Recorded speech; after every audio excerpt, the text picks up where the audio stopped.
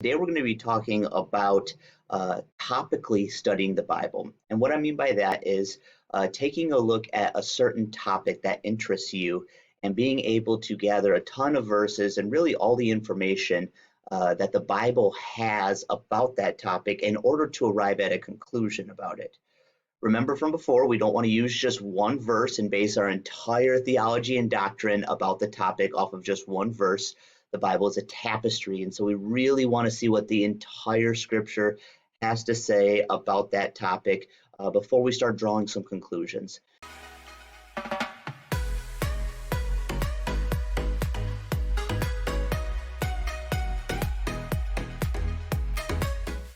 Now, I prefer blueletterbible.org for the topical research because it has a really awesome search feature that gives you pretty much every single verse on a certain word that you're looking for in the Bible.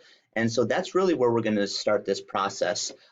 Make sure to print out, and you should have your workflow right here. This is the topical Bible study workflow. And so for step one, we're going to the Blue Letter Bible and we're looking up the topic you wish to study. So it's as simple as you see search the Bible right here.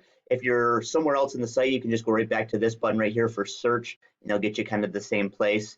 But we will just go ahead and use this. Now, the topic that I wanted to use for this example in this tutorial was grace. Grace is a huge topic, and so we're going to see a lot of different verses on it. So don't get overwhelmed by that, because depending upon which topic you choose will depend on how many verses come out. If you're choosing a very popular topic that is expressed and shared a lot about in the Bible, you're going to get a lot of verses. There's also a lot more niche topics that you only get a few. And so depending upon which which topic you choose, that'll really play into how many verses are about that topic. So I'm just going to type in grace. Now here's another cool feature. You see right here, this is going to find the word grace in the King James version. Now I don't use the King James, and so I'm going to go down to the version that I use, and you can see right here all these different versions that they will search for you. And so I use the New American Standard Bible, so I'll go ahead and click that, and here we go. This will go ahead and it's going to give me every single verse where the word grace is used in the New American Standard Bible. Now, one thing that I want to bring up here is that there are some times where a topic or a word has different iterations. So let's use the word baptize, for example. Let's say I was looking for the word baptism. I wanted to study the topic of baptism. So I couldn't just put baptism in there and think I'm going to get every verse related to that word. And so what I would do is I would do multiple searches like I'm showing you right now. I would do baptism, I would do baptize, baptized, baptizing, different things like that, different iterations of the word. And now even sometimes with a topic, there's going to be multiple words that help, go into describing that topic. We won't get into that today at all, but just keep that in mind when you're studying a topic of the Bible. Sometimes it can kind of be boiled down into one word, but oftentimes there's either multiple words or multiple renderings of one word that you're going to want to research and you're going to want to find out so that you really get a full list of everything, because baptizing and baptize, those are pretty much talking about the same thing. So you don't want to miss all the words that say baptizing by just searching for baptize. And so if you kind of understand what I'm saying there, you're going to want to be able to do a full in-depth search on the topic using the different iterations of the word.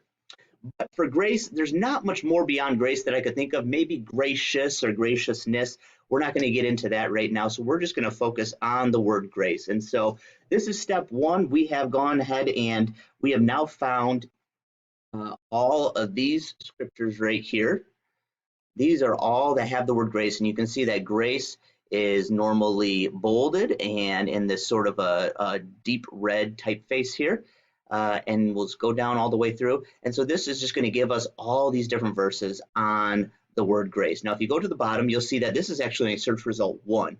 So we can also go to search result 2 and 3, which is what we will want to do to be able to get the full list of everything. What I like to do in this situation is I like to, instead of just leaving it up here online, I like to actually get this over into some sort of online word processor. And so I'll use Microsoft Word again, and let me show you how to go about doing that. You can go to copy options right here, And then this gives you just a bunch of different ways that you'd be able to copy this over. And you can play around with these to find out which is more aesthetically pleasing to you. I like to do separate line, none, there we go. Okay, so I'm going to select all these verses. And you see over here, it made a selection for each of them. And then I'm just going to press this button right up here, copy. And now they're all copied to my clipboard. I'll go over here to a blank Word document, paste it, and there you have it. You see all the verses are now there. And now what I would make sure to do is going back down, I would make sure to do that process for this and this as well. So I'm getting all of the different verses put together. So that really covers verse 2 of collecting all the verses pertaining to the topic you are studying. Now we're going to go on to step 3 here, which is researching the topic in a Bible dictionary or encyclopedia. So what you'll find is that words in the Bible are used in different ways in different verses. And so you really want to gain a full understanding of how is this word or how is this topic really used in the scripture. And so what I like to use, here we go up to the top again, primary right here. This is basically all the primary verses on it. Right next to it, you'll see this dictionaries tab. Go ahead and click on that. Now it's going to give you a ton of different online resources that you can use to really look deeper into this word grace. Remember, we're studying a topic, so we're going to want to get all the Bible verses about it, but we're also going to want to just know some background information about what this topic is, what it's about, how the Bible defines it, different things like that. And so out of all of these, I really suggest using the Vine's Expository Dictionary. You can go ahead and use any of these as you wish, but this is definitely a good one right here. So I'll just go ahead and click on grace. And what it's going to do is it's going to give me just a really good in-depth understanding of what this word grace means. And now also keep in mind here, like I said, it can be used in different ways in the Bible. And so here's the Strong's number. This is a concordance. We talked about that in earlier weeks. And this was the Greek word charis. And so that's basically all of the definitions and information regarding this form of the Greek word. But look down here. We have another form of the Greek word. I'm not going to try to pronounce it, but you see it right there. And it means this right here, comeliness, goodly appearance, instead of the outward appearance of flower of the grass. And so it's referred to in James 1:11 right here.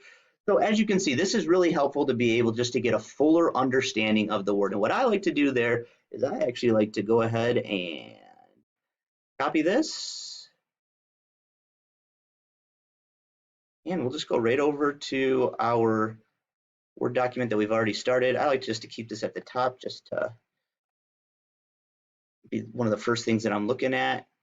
Go ahead and paste it in there, and there we go. We have all of that information. And so what I'll actually do is, after I've gotten all the verses and I've gotten a little bit more research done here, I'll just go ahead and just print this off. I like to have a nice physical copy in my hand as I'm going through and really studying.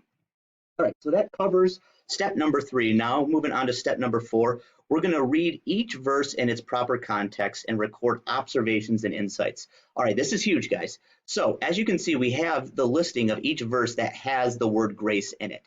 That's a really, really great start. But remember, what we don't want to do is just isolate these verses and not understand the context which they're in. So one thing that you're going to find out when you're doing a topical Bible study is it's going to take you quite a bit longer than if you're just doing a verse by verse study. And so I want just to kind of prepare you for that ahead of time, and don't try to sit down and in one session be able to get all the information you need or all the information you think you can on a topic. It's going to be a process. It's going to be something that you kind of refine and go through over a period of time. And for me, like I said, for these topics that aren't the close-handed beliefs, the things that are truly essential topics of the faith, I'm kind of in almost a constant study of them and being refined and learning more and hearing different opinions on them and kind of drawing different conclusions as time goes on. And so just be willing to allow the Lord and the Holy Spirit to help kind of give you deeper insight, deeper layers as you go. You don't want to just come up with one conclusion and say this is it for all time. Like with the close-handed beliefs, the things that are essential, I think that's important. But for a lot of the open-handed topics, we definitely want to just continue to dig and dig and dig and find deeper understanding and meaning so that we can come to the best conclusion possible. So instead of just going through each of these verses one by one and just reading the verse onto the next, I would actually suggest going to the verse in your Bible and doing what we talked about in week 3, where you're going from, maybe 5 verses ahead, 5 verses behind, and getting the full understanding of the verse in its context prior to coming up with different observations and different things that you're noticing about the verse. And then as you come up with those observations, make sure to write them down, whether you have it in a journal or a word processor like this. Write down your observations. This is going to be key to the further steps that we do in this study. So that's step number 4. Now moving on to step number 5, using the observations and notes made in step 4, begin writing out your conclusions regarding the topic. So let's talk a little bit on this. The conclusions that you're arriving at will evolve from the different observations that you have made regarding the verse. And what you're going to begin to notice as you're making observations is there's going to become themes that you begin to see as verses line up with each other and as they begin to really help support one another. And so using those themes that you notice from the different observations you're making, you can begin to draw conclusions. So just using this word grace, for example, we know that grace cannot be earned. And so there's multiple verses where I could come and find observations where I'm observing the verse and noticing that that's kind of what it's saying. And so that would be more of a conclusion that I'm coming up with. I can't earn my salvation. My salvation is by grace through faith, things like that. And so this is where you actually start to take all the observations that you've made as you've been reading the different verses in their proper context, and you're beginning to kind of narrow it down into some formative, substantive ideas about the topic. You're drawing conclusions now. And like we said in week number 3, I want you to do this without consulting, commentaries and other resources just at this moment, really just talk this over, be dialoguing with the Spirit, be noticing, be really observing for yourself what is in the scripture. And so that's what we're doing here in step number 5 is drawing some conclusions, and you're going to want to write those out so you have them in black and white and you're able to adjust and tweak as necessary. All right, now on to step number 6, reference outside sources regarding the topic. So here's where we're going to begin looking at other things, other opinions, what other commentators have to say, what other theologians, other people have to say about the topic. Now, I just want to give a disclaimer here. You're going to hear a lot of different things about each topic, which is why it's important to really, at the end of the day, come down to this understanding for yourselves. I really believe in having an abundance of counselors when coming to decisions and seeking God's will. And so it's really good to seek outside sources. You're going to find a lot of different things that you really didn't even think of in the first place as you're reading through different online articles, you're listening to different sermons, you're looking at different books on the topic. So it's really, really beneficial. But I just want to say, don't just take one book or one article and read it and say, oh, wow, those were really good points. That must be what I need to believe, and then just leave it at that. Don't do that. You're going to reference multiple articles, and you're really going to want to talk it over with the Holy Spirit.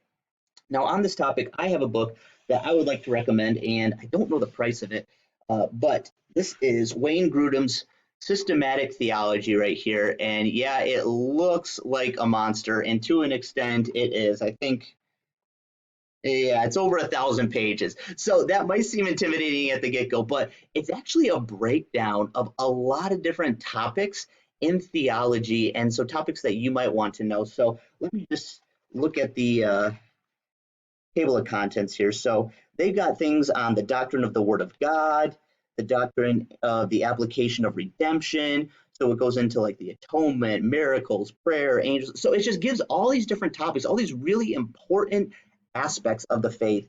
And Wayne Grudem does an amazing job on really breaking them down, showing scriptures. But once again, I don't agree with everything that he says in this book too. So he gives so many great other aspects to really be looking at when it comes to studying a topic of the Bible. But just because he's written a book doesn't mean that everything that's in that book is extremely, perfectly 100% accurate. And so it always goes back to, what do you feel the Holy Spirit saying to you? Because at the judgment day, when you're seeing Jesus face to face, That's what it goes off of. It doesn't go off of what Wayne Grudem said or your pastor or anybody else. And so you're going to want to arrive at that conclusion with the Holy Spirit. Okay, so then after step 6, where you have really researched this topic a lot more using outside resources, now it's time to go back to those original conclusions that you had made in step 5 and tweak them if you need to. Add some things, take away some stuff, change things, arrive at a more consistent conclusion from the resources you were using in cooperation with the Spirit, using all the different Bible verses and observations that you had made in the previous steps. So that's pretty simple there. That's step number 7. And now we move on to step 8, which is basically the same last step that we used in the verse by verse method, which is you now want to apply the information you're using. So as you can see, with the verse by verse study method we did in week 3, and with the topical Bible study method that we're doing here in week 4, it's still using that same inductive approach. We are observing all of these different parts of the text. In the case of the verse by verse, it was just that single verse. For the topics, it's multiple verses. We're observing them, and then we're trying to interpret. We're trying to arrive at some conclusions regarding the verse, or in this case, the topic that we are researching. And then finally, the last step is we are applying. We don't just want to observe, come up with a good theological statement, and then tuck it away in a drawer somewhere. This is now the time where we actually use what we have learned and apply it to our life. So let's use grace, for example. For something with grace, I may say, you know what? I have really noticed that I have tried to really earn God's favor. I have really been working hard thinking that the better I do, the more I accomplish, the more He'll love me. And I might look at myself and go, wait, that's not what grace is. Grace is unmerited favor. Grace means that He loves me unconditionally. And so my love, my value for God is based on that grace. So it's not based on my works, what I can accomplish for Him, but it's based on the grace that He originally loved me in Christ. And so, that's just a way that I could apply it. And then I could begin to really meditate on that and begin to renew my mind with that new information. And there's plenty of other ways that we could relate grace. We could talk about, oh, I wasn't really showing very much grace towards so-and-so in this situation. I need to go apologize to them and forgive them. And so, as you can see, there's multiple applications that can be drawn. But we want to know through observation and then interpretation what the conclusion is from the Word.